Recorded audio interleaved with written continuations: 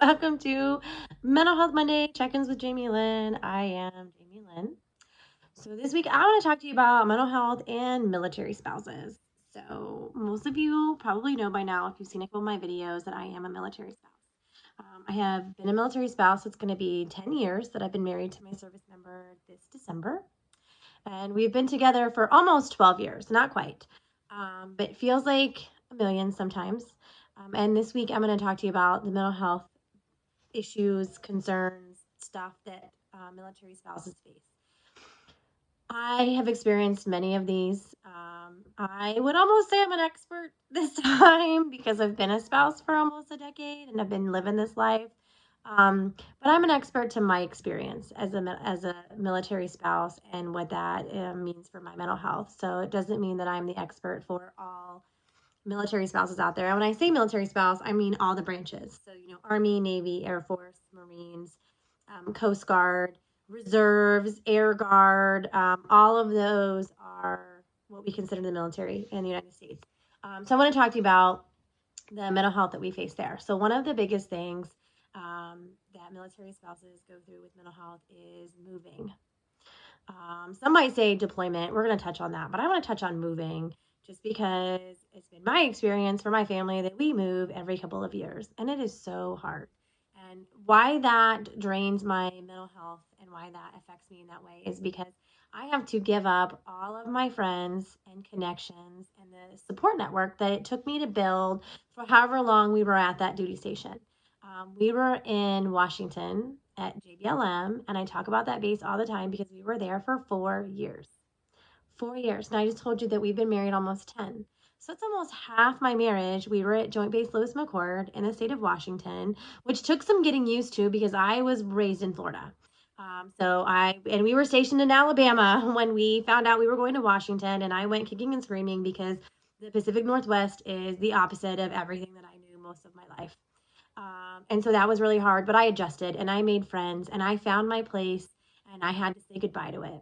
And we got to Louisiana just over a year ago, and that was hard.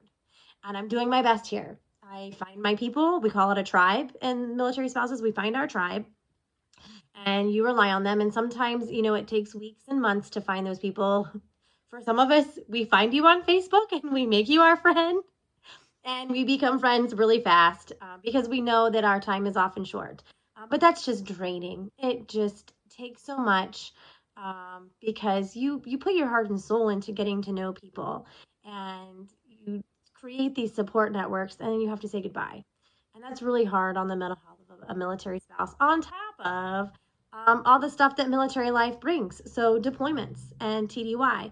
TDY is a temporary duty, is what it stands for, temporary duties. When your service member goes to a training somewhere else or goes on a training mission somewhere else, it's not there. It can be in your state. So in Washington, my husband would go to Yakima for training for a month or so, sometimes a couple of weeks. That's considered TDY. I think it is. But it's when your service member is not there, but it's for official reasons, and you don't get to go with them. So you and your kids, pets, all of you have to stay behind. And so that's really hard. Deployments are really hard, especially in times of war. And it feels like we're almost always kind of at war somewhere in the world where our military men and women are going and the spouses are left behind. And it affects our mental health because it's the not knowing of what is happening where my service member is. Are they safe? Are they warm enough? Are they cool enough if they're, somewhere where it's really dry and hot? Are they getting well-balanced meals? Are they getting the foods that they like? The comforts that you provide them when they're home. Those things go through your mind, but really it's the safety thing. And, when a military spouse, when their service member is gone, anywhere from, 2 weeks to 18 months. My husband, the longest he's been deployed since we've been together was, I want to say, a year. And he came home, it was 9 months into that year that he came home, and for mid-tour leave. Talk about mid-tour. 9 months is a little more than half. It was a long time. Before I met him, he deployed for 15 months. I know families who their service members have deployed for 18 months and more. When we were stationed at Fort Carson, my husband was attached to a special forces unit. Those guys were deployable all the time. And so that takes a toll on a military spouse. And the number one is the safety of their service member. And number two is because that service member is gone. So that means everything at home is on your shoulders. It's on you. I might sneeze. I'm really sorry. I'm not going to start my video over again because sometimes it takes me like 15 times. Excuse me. Anyways, so all the stuff, all the things, getting the kids to and from school. If a kid is sick, it's really hard sometimes for a military spouse to hold down a job because, well, A, you're moving all the time, so your resume might have gaps and holes in it. But if your kids are sick and your spouse is deployed, then it's on you. You've got to take the time off work. You've got to go home with them, or you've got to figure it out. Figure it out has become our mantra and our motto as a military spouse. But let me tell you what, there is a whole lot of mental health that falls on the figure it out mentality. I believe in the figure it out mentality because if it's not going to get done if I don't figure it out and do it. But if I don't, excuse me, I'm like on the verge of a sneeze and I'm like sniffly because of it. But if I don't figure it out, then it's not going to get done. And now think about the toll that takes on your brain when it all relies on you. It's really coming. Okay, sorry about that. I sneezed again. I'm really sniffly. Bear with me. And my allergies are just going crazy. We've got wind. It's hot. It was kind of chilly, so I've got a long sleeve shirt on. It's crazy down here in Louisiana. I'm just going to roll with it. So mental health and military spouses, we're talking about the mentality of you got to figure it out. It's just really heavy burden to carry. And then you add in services. Where am I going to take my kids when they get sick or I get sick? You got to find a dentist. You have to find a new hairstylist, a new nail girl. And those things, it might sound silly, but we've talked about self-care before. Getting your hair, getting your nails done and whatnot is all part of self-care. And we have to find a new person every time we move. And that just compounds on all the other stuff that military spouses face. Okay, another break. Sorry about that. This is going to be like a 5-part video with all my sneezing. But anyways, and that's one thing too with me, my allergies. I have crazy allergies to everything. And so every time we move, what's going to set me off this time? What kind of pollen is in the air? In Alabama, well, so in Colorado, I found out that I was allergic to pecan trees. Not pecans, but the trees.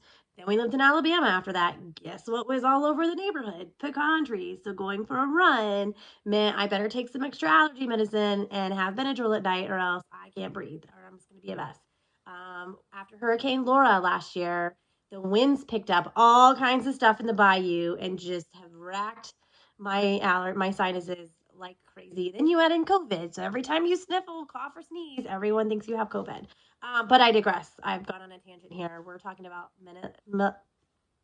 military spouses and mental health.